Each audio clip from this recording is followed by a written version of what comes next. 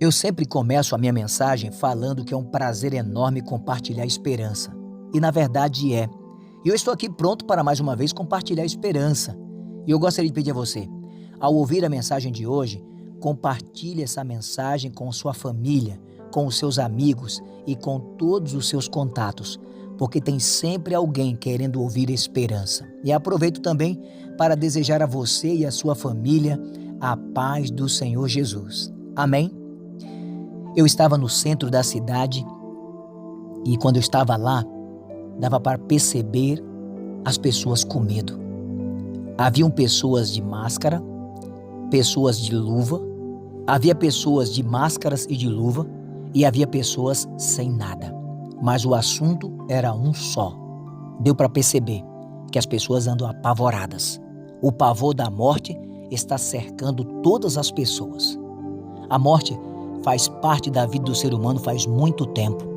Quando a gente começa lendo o livro de Gênesis, a gente começa ali percebendo que a morte antes não existia, mas depois passou a fazer parte da vida dos seres humanos quando Adão e Eva cometeram o erro da desobediência. Adão e Eva experimentaram a tragédia que a morte pode causar.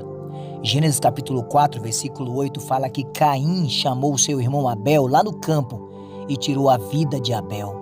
Adão e Eva experimentaram de uma forma muito dolorosa os efeitos da morte, mas eu conheço pessoas que também até hoje sofrem por causa dos efeitos da morte, a dor que ela traz, a separação que ela causa. Só que Deus não quer isso para a nossa vida a vida inteira. Deus quer nos libertar, Ele quer nos fazer livre.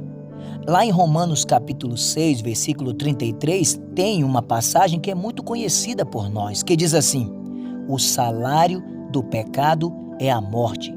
Isso parece para nós que estamos condenados à morte. Mas Deus não quer isso para a nossa vida. Deus quer que um dia todos nós sejamos eternos e não temeremos mais a morte. Está escrito lá em Hebreus capítulo 2, versículo 14 e 15. Eu quero destacar o versículo 15, mas no versículo 14 fala que Jesus morreu para que por sua morte fosse destruído aquele que tem o poder da morte, a saber, o diabo. É o diabo que traz a morte, que faz as pessoas sofrerem com essa situação terrível que a morte causa. Mas Deus derrotou Satanás e um dia ele será destruído também, porque está escrito no versículo 15, Jesus venceu a morte, sabe para quê? Para que livrasse todos que pelo pavor da morte estavam sujeitos à escravidão por toda a vida. Deus não quer que os seres humanos sofram com a morte a vida toda. Não quer. Sabe, Deus enviou Jesus para resolver esse problema. Está escrito, onde reinou o pecado, superabundou a graça. Romanos capítulo 5, versículo 20, que eu posso ler assim, olha, onde reinou a morte, superabundou a vida. É o desejo de Deus que nós tenhamos vida e vida com abundância. Lá em 1 João capítulo 5, versículo 12, diz assim: quem tem o Filho tem a vida. Quem não tem o Filho de Deus não tem a vida. Louvado seja Deus por isso. Nós temos o apoio e o auxílio de Jesus. Nós em breve seremos eternos, porque Jesus nos garantiu essa vitória. Lá em 1 Coríntios capítulo 15, versículo 26, diz assim: e o último inimigo a ser destruído será a morte. Um dia a morte será destruída. A morte será banida da vida dos seres humanos. Lá em 1 Coríntios capítulo 15, versículo 54, está escrito assim: tragada foi a morte na vitória. Amém?